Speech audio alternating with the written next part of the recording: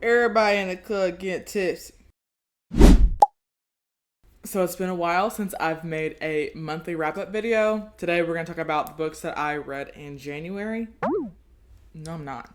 I'm going to talk about the books that I read in July and August. Let's get into it. I'm going to be honest with you. July and August for me were kind of low read months just because my brain was taken up by Love Island through July. And through watching Love Island, I was really consumed with that show and it genuinely took over my life. I fear I can never watch that show in real time ever again. The way that I was obsessed with that show was concerning, actually. In case you were wondering, as of today, I am wholeheartedly Team Elandria, like over everything. I love her so much. I think she's beautiful. I love her personality. I'm also Team Nick, therefore I'm also Team Nicolandria. Like it's real, guys. And unfortunately, that's it. Everyone else on the show, not everyone else. I had to let a couple of my faves go. Things were just moving weirdly, but that's not something that I really like personally.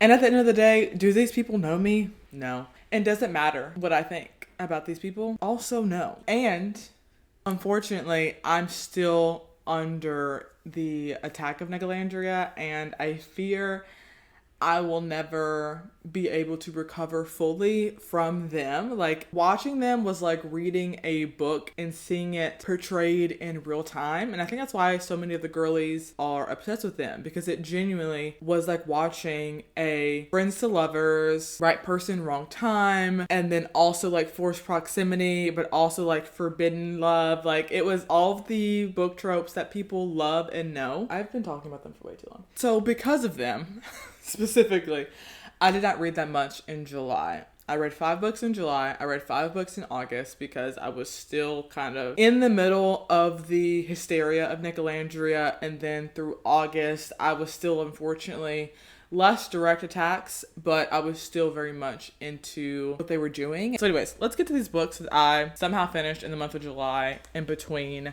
fangirling over 2 random people on my TV screen. I read some arcs, I read some new releases, and I read some books that have been on my TBR for a good minute. So I'm going to start with the first book that I finished in July, which was The Game is Afoot by Elise Bryant. This is the second book in a series following Mavis, who is our single mom that we know and love. Her daughter Pearl has signed up for soccer. This is Mavis' first time experiencing kind of that soccer mom kind of lifestyle. During this book, she also gets caught up in a MLM kind of scheme, and also her daughter's soccer coach all of a sudden drops dead in the middle of soccer practice.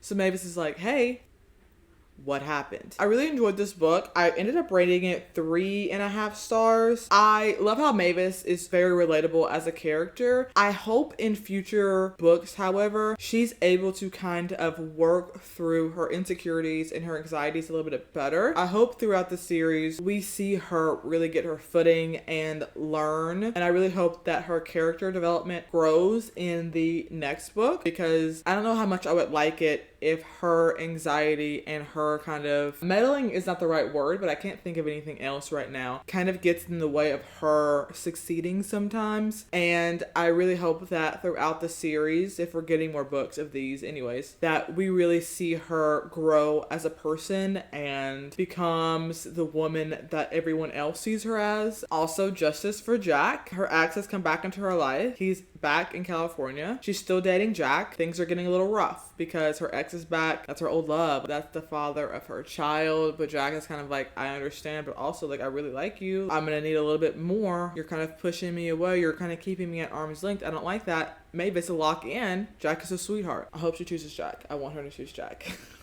Okay, the next book that I read in July was actually James by Percival Everett.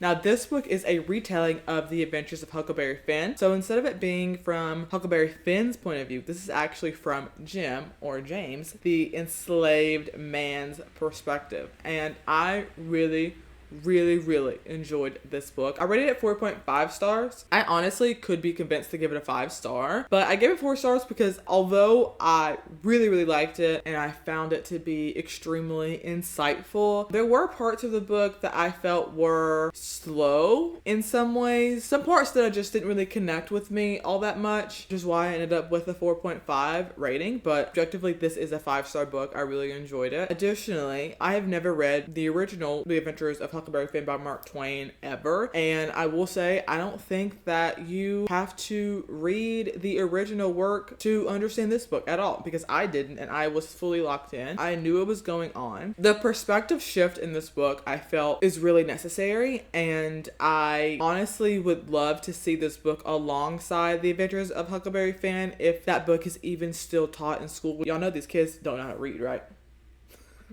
One of my favorite things about this book was the introduction or the showcasing of code switching. So if you don't know what code switching is basically when you talk one way with a specific set of people and then you talk a different way with a different set of people. So you kind of adapt to the environment that you're in. And for whatever reason in my brain, probably because of the history that I've been taught in school, it's really made me think about how I've been taught about slavery. Thankfully, I was taught about slavery in school, not like kids now, and they're not getting taught about American history and things like that, which is unfortunate. I think even growing up, you kind of have this perception like, you know, the slaves are smart because obviously there were uprisings, they were able to get free, they were able to manipulate their owners in specific ways. They were not dumb at all. But language was something that I personally didn't really think about that much. I think that seeing James kind of have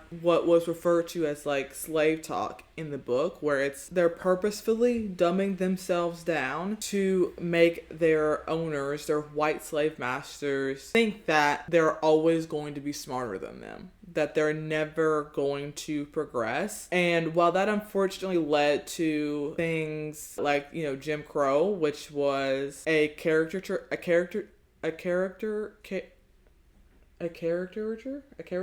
How do you say that? Anyways, a stereotypical depiction of a black man who couldn't speak properly, you know, didn't have manners, XYZ, yada, yada, yada, bleh. But in reality, behind closed doors, slaves were with their families or with the people in their communities. They were speaking like how I'm speaking to you now, like in full sentences. It also made me think of, well, eventually, even if you're not actively speaking in a certain way, after you hear it for so long, eventually you can kind of pick up the proper ways to speak, the way you would inflect your voice to emphasize different things. And seeing that in print was very eye-opening for me, and it made me just be like, duh, of course they know how to properly communicate. Of course, they know how to kind of play the system. They know how to make it seem like they are dumb, because that's protection in a certain way, that's security in a certain way, and it also allows them to get into spaces. Specifically, if you were an enslaved person working in the house, if you act like you don't know what's going on, your owners are going to drop their guard, and they're just going to talk about whatever they want in front of you because they're too dumb to realize that you do know what's going on.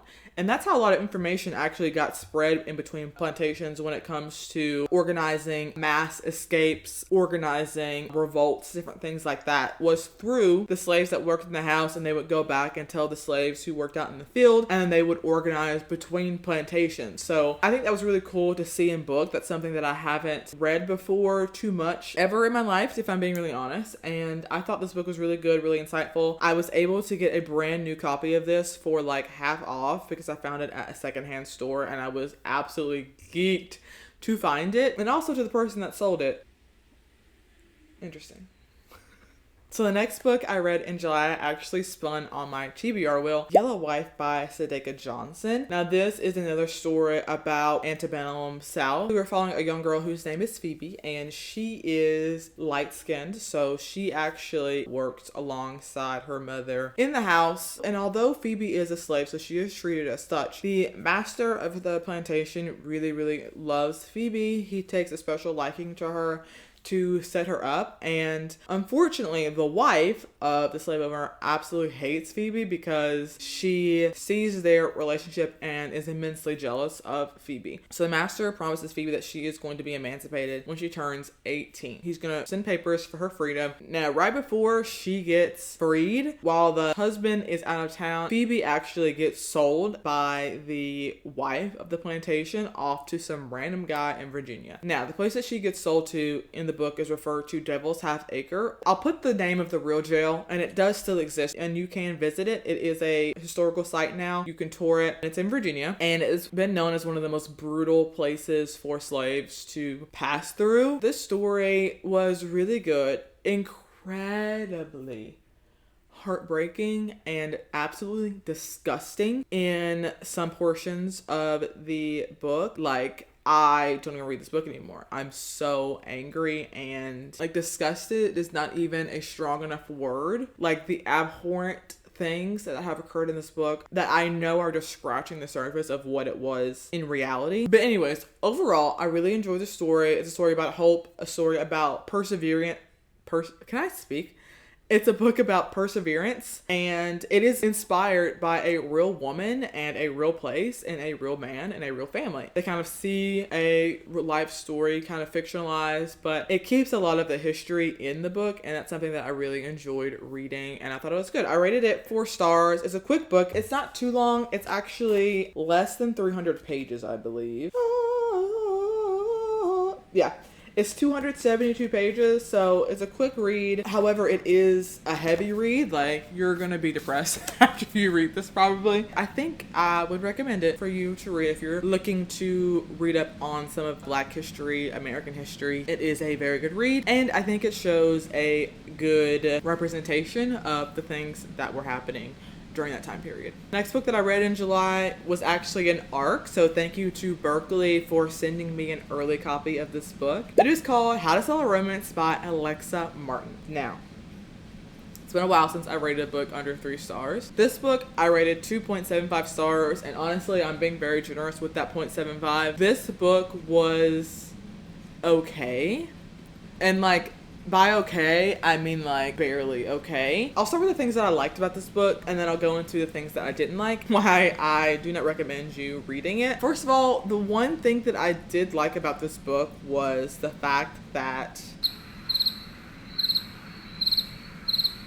the one and only thing that I liked about this book was kind of showing how predatory and awful and scheming and gaslighty MLMs are, and how it's so easy to get wrapped up in the community and the positive attitudes and the premise of all of these perks and free vacations and cars and, oh, you get to be your own boss, you set your own hours, but also we need you to buy all of this stuff first, and then eventually you'll get reimbursed, and then eventually you start making money, and also you need to recruit people to be under you. Like, it's so predatory, and this is something that I really enjoyed about the book, that it shows how easily someone, even someone who's very smart, can fall into the trap of an MLM. I will always be anti-MLM. Like, the people who have successes with MLMs, awesome, good for you. But the vast majority of people never make a profit from MLMs. The premise of everyone is successful is so fake in a lot of situations. Anyways,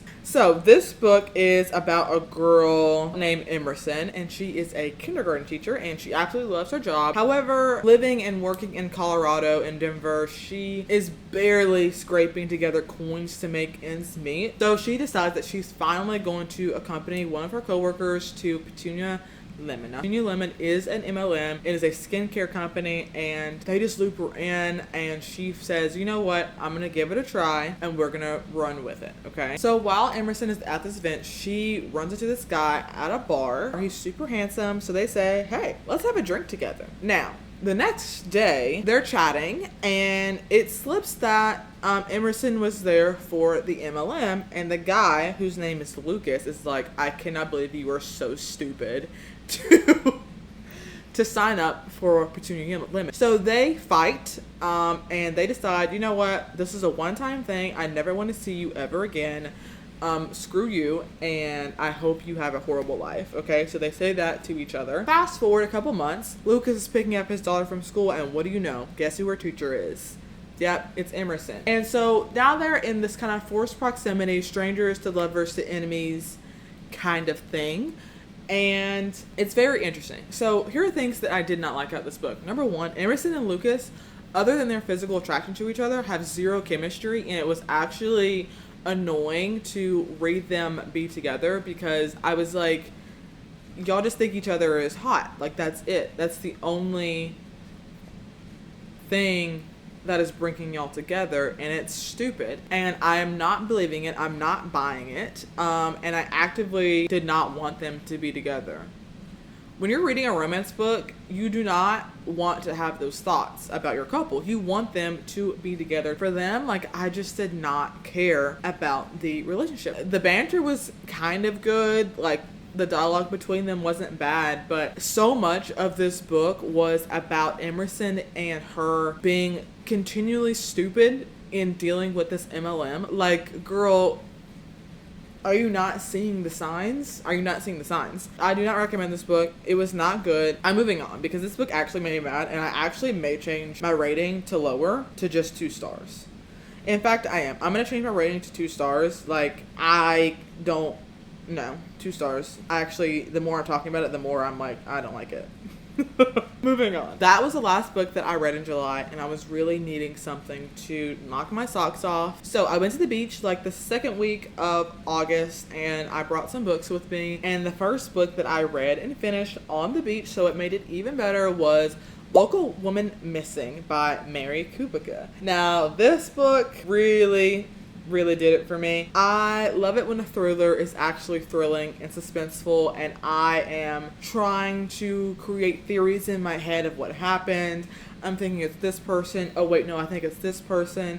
Well, maybe this person actually is influencing this other person to do the thing. Loved this book a lot. So this is about several people that have gone missing. A young woman who goes out for a run and she is just missing. And then right after that, a mother and her daughter go missing. And so the community is like, where do these women go? What the heck is going on? We live in a safe part of town. This is a safe community. What is happening? Okay. And I love the way this book is kind of structured too, because we get the POV from the young girl who has been kidnapped. We get the perspective of the first woman to go missing, and it's kind of like a back and forth past and present. The book kind of shows what's happening in the past, the present, like I'm going to say our timeline, and it kind of goes back and forth. We get different perspectives from different people in the community, and I just really enjoyed it. It was suspenseful. The twist at the end, like the reveal, I was literally gagged. I was genuinely shocked, and I love it when a book just has you speechless, and I was not expecting it at all, and I just really love it. I think this would be a really amazing movie or TV show, like 5 to 6 episodes, miniseries. I could see it so vividly in my brain. Let me think about what I could compare it to. If you liked the kind of vibe that like Gone Girl is, maybe not as like psychotic, but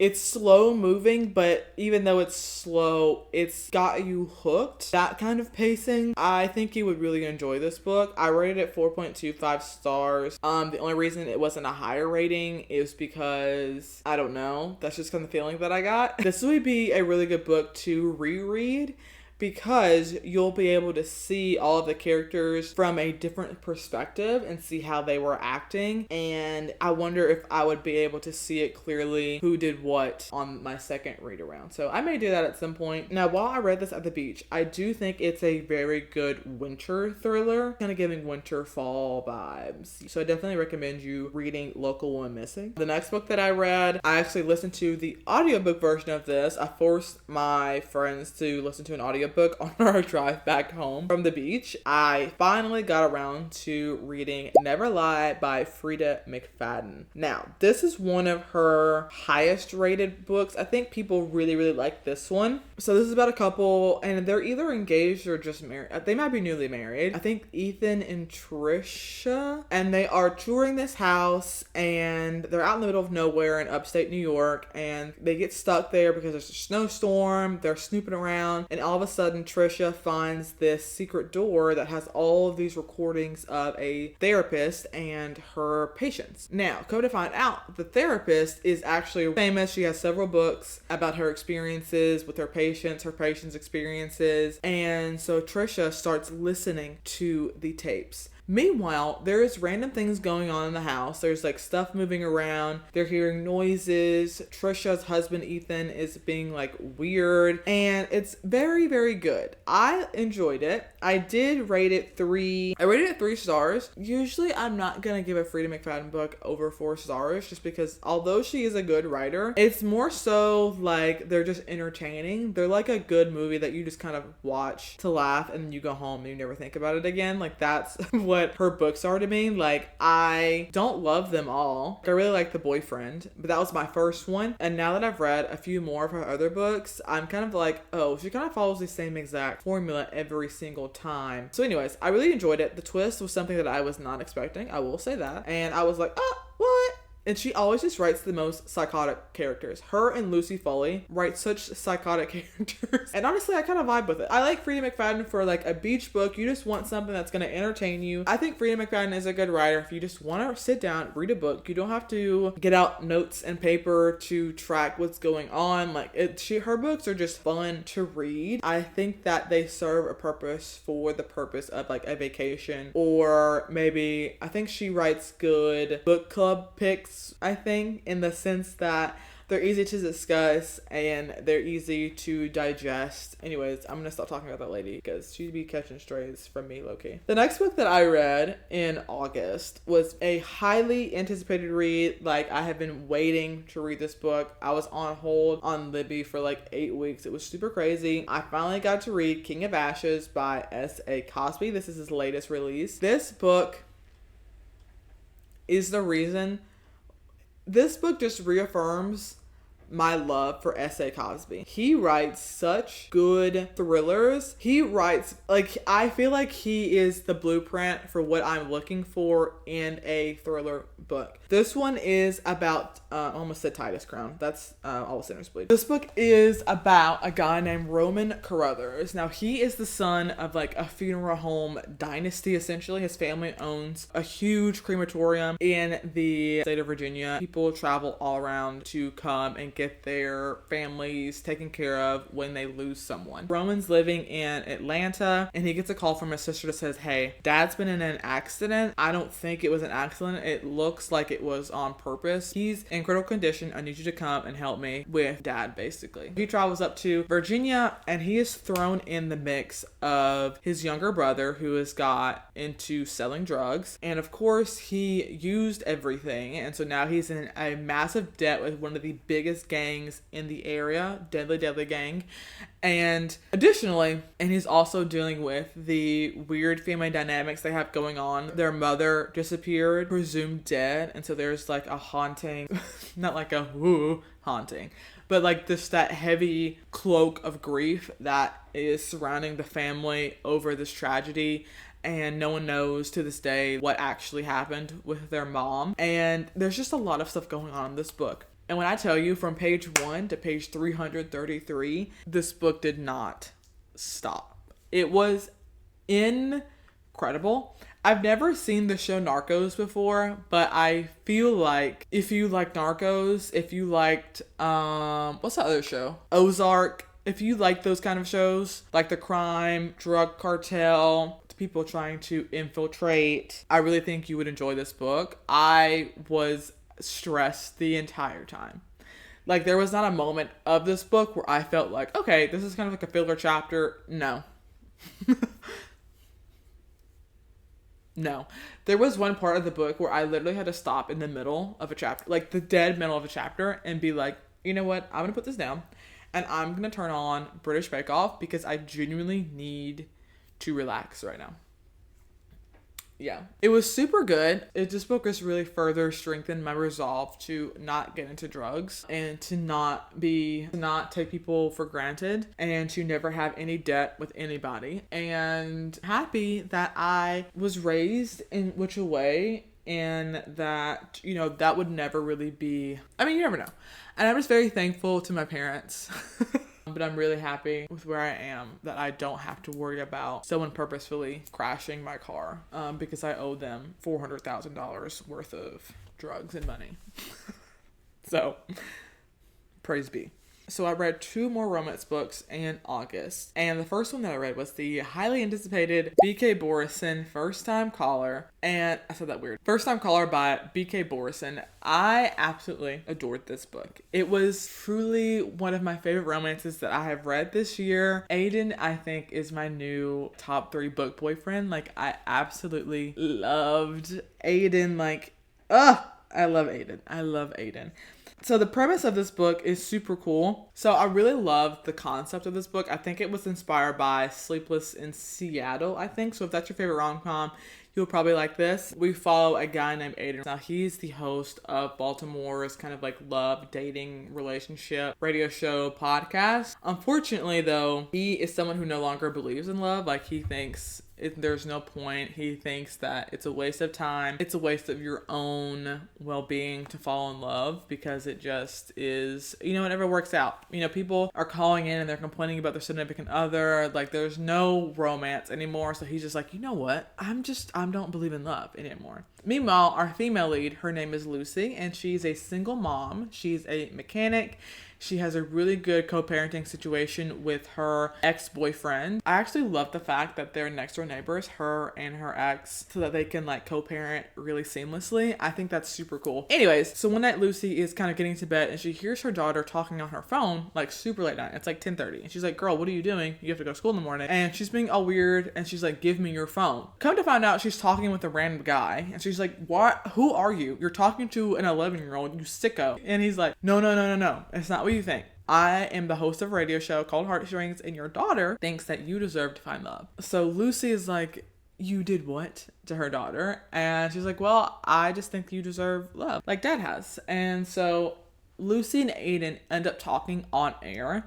The podcast clips it and it goes viral. People all over the country are really resonating with what Lucy said and they feel the same way. So Heartstrings reaches out to Lucy. So Heartstrings is like, hey, we're going to send you on some dates. And then after the date, you'll hook back up with Aiden in the booth and you're just going to co-host Heartstrings with Aiden for a little while. Lucy hesitates, but then she says, you know what? I deserve to be happy. I deserve to try. I'm excited to put myself out there. And there we have probably one of my favorite setups of the year. This book is kind of like Grumpy Sunshine. We have a little bit of forced proximity. The banter in this book is so good. Like, it's so good. Like, I was giggling and blushing. Like, I love Lucy. I love Aiden. And I hope they spend the rest of our lives together. Like, I was so invested in them as a couple. I was rooting for them through the whole story. They both have their own personal things they have to deal with. And I loved that Lucy didn't beg for Aiden. She put herself out there and she was like, it's up to you. And if you don't, awesome. If you do, I would really love that. But like, I'm not going to sit here and beg for you. And I just loved making him do the work. Like, prove to me that you want to be with me. And I just, it was so good. It was so good. And it felt realistic in the sense of how they were interacting with each other, trying to figure out what they wanted to do, how they wanted to be together. Aiden did his part, I think, in a way that didn't annoy me. Sometimes heroes in books just really irritate the living crap out of me, but Aiden didn't. I did not feel annoyed by Aiden at all. I think that a lot of his feelings were normal and valid, although he was being like annoying at some point. I feel like I understood where he was coming from. But anyways, I loved First Time Caller. Like, absolutely love First Time Caller. I rated First Time Caller 4.5 stars, but I could flex to a 5. And I kind of went with my initial gut feeling, but the more I talk about it, the more I just really love it. So I may end up changing my rating to a 5, but as of right now, it's one of my favorite romance books that I've read this year. And that's saying a lot because I'm kind of picky about my romance books. So the next book that I read in August, I also really liked. It is an ARC. So again, thank you to Berkeley for gifting me the e-ARC of this book. But it was called Once Upon a Time in Dollywood by Ashley Jordan. First of all, let's talk about the cover of this book. Gorgeous. Obsessed. Absolutely love it. I think it's so pretty. This book is about a girl named Eve, and she is a playwright. Now, when we meet her in the book, she is dealing with her parents. She is hating her fiance. She just lost a child, like she had a miscarriage, and she's just feeling like, I need to get out of New York. Like, I am feeling suffocated. I am not happy in my relationship. I'm not happy with my parents because of some past traumas. I hate it here. I'm going to leave. And she moves into her grandmother's old cabin in Gatlinburg for like the winter, I believe. Maybe it's the summer. I don't remember. She moves into the cabin for the summer just to kind of get some peace and quiet, to kind of reconnect with her grandmother because her grandmother has passed away. And there she meets a guy named Jamie. Now, Jamie lives in between Nashville and Gatlinburg. He's originally from Memphis. And they kind of strike up this weird kind of friendship, neighborly kind of thing. Jamie's immediately captured by Eve and her beauty and her closed offness. Like, it's very intriguing to him. And so we kind of watch their relationship go from like friends to lovers to we're broken up to maybe we should try this. Like, it feels really good to I'm not really sure. Like, I felt like their relationship was really realistic, and some of that I felt annoying because there were some parts of the book where I was like, Eve does not deserve Jamie. I deserve Jamie. Just kidding. But there were certain parts where I was just like, Eve is not fit for this. Like, Eve really needs to go back to therapy. Eve really needs some help because she's experiencing so much grief and so much trauma that she really just needs to work through it. But she was also the kind of person that's like, I don't believe in therapy. I'm like, girl, you better start believing in something. This book was really interesting. I thought it was good. I rated it 3.75 stars. Again, because I liked Jamie a lot. Eve took me some time to grow to like, and I liked them together for the most part. I wasn't like super obsessed with them, but at the beginning of the book, I really loved how intentional and thoughtful Jamie was to make Eve feel comfortable, to kind of set her up in her new cabin. Like, I really love that about him. Jamie is such a good guy, and I am like that he stood his ground at a specific point in the book and was like, hey, I'm not going to be treated this way. Either you get with it or we're nothing. And I like that, and I'm proud of him for standing up for himself. I'm proud of him. Like, he's a real person. And Eve, you know, she had to do a lot of work on her own too. So I think overall, I would say yes, this is a good book, and I would recommend it. I mean, there were certain things that I did not like about the book that they weren't gelling well for me. However, the majority of it, I feel like it came around nicely. And although I don't love them together, I'm not obsessed with this as a couple, I think that the way they were depicted in the book was good. So those are my thoughts on Once Upon a Time in Dollywood. I think this is the author's first book, if I'm not mistaken. And honestly, for a first book, I think it was well done, and I would definitely read more books of hers in the future. And the last book that I read was The Locked Ward by Sarah Pekkanen. Wait, technically I read this in September, but I'm going to talk about it because I just finished it like 2 days ago. This was a thriller. It was an arc that I found on NetGalley that was a read now, and this book was very okay. I rated it 3 stars. It's basically about a girl who finds out she's a twin. And so we get the POV of the twin. Her name is Amanda. And the twin that's in jail, her name is Georgia. Now, Georgia has been accused of murdering her sister in like cold blood, basically. And so now she has pled insanity. She's in a psych ward. She's trying to prove to people that she's innocent, but also she kind of has to play up the fact that she's crazy or disassociated from reality so that they don't send her to jail because she's going to be faced with the death penalty. So she gets in contact with her sister because she had already been tracking her sister through a private investigator. So they meet. Yeah, there's a lot of stuff happening in this book. It takes place in North Carolina. So it's very Southern coded, that Southern dynasty kind of thing. I didn't think it was bad, but also didn't think that it was super good either. There were certain parts of the book that felt really cringy and tropey, like the whole twin telepathy connection kind of thing. I was like, okay, whatever. The twist, I saw that coming from like a specific paragraph that was like in the middle of the book that I was like, that's interesting. That's probably who did it. I don't know if I recommend this book. Maybe if you were on the beach, that could be better. The audiobook wasn't that bad either. It's very much a maybe for me. A maybe, and that's the last book that I read. Technically, that's a September book, but I'm just going to count it in this video because I just finished it, so I wanted to tell you all about it. So those are all the books that I read in July and August. And now let's do maybe a TBR, a hopefuls for September. First one is a book that I checked out from the library, and this is Mickey 7. Now, this was recently made into a movie with Robert Pattinson. And if you know me, you know that I love Robert Pattinson. So I wanted to read the book before I watched the movie, Mickey 17. And this is such a good book. I'm about halfway through, a little over halfway, I think right now, on chapter 13. If you are someone who liked the book Murderbot, definitely Project Hail Mary. This is something that you're probably going to like too. It is a sci-fi book.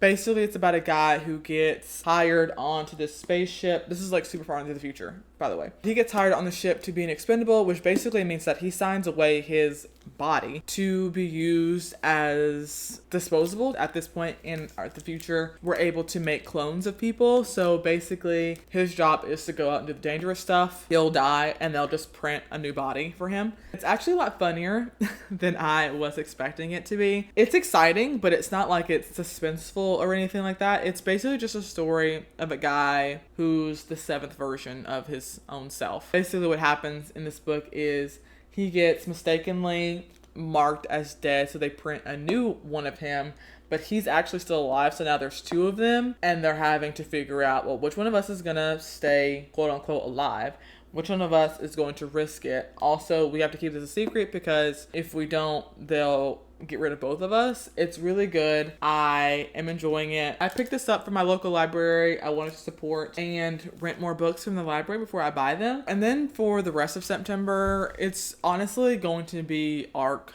month. I have several that I am behind on. First, college sports romance, and that is called Game On by Kai Stevens. This is about a girl from England who moves to Tennessee for this school year, where she meets the quarterback. They start hanging out. They kind of like each other, but they don't really he wants to be focused on football, although she really likes him. So I'm expecting this to be very book talkified. I'm expecting this to be a regular old college romance and not be that deep. I would love to be surprised that it's something different. Also, I am wanting to read another arc, which is called North of the Sunlit River, and it's by Jessica Bryant Klagsman, I think. I'm not looking at anything, so I think that's her last name. And this is going to be like a women's fiction book talking about grief, friendship, uncovering family secrets, trying to move on after like a huge blow to the family. So I'm hoping that one's going to be nice and emotional and cathartic in some ways, possibly, and I'm excited to read that. Also, I think that I have a book on Libby, which is My Friends by Frederick Backman, and that'll be my first book by him that I've ever read. I think that'll come off, honestly, I think it comes off hold today, if I'm not mistaken. Let's look really quick on my Libby app. So I'm first in line, so I'm gonna get that book delivered after the 8th of this month, so by the time this video is out. And then I have one more arc that I may get to, I may not get to,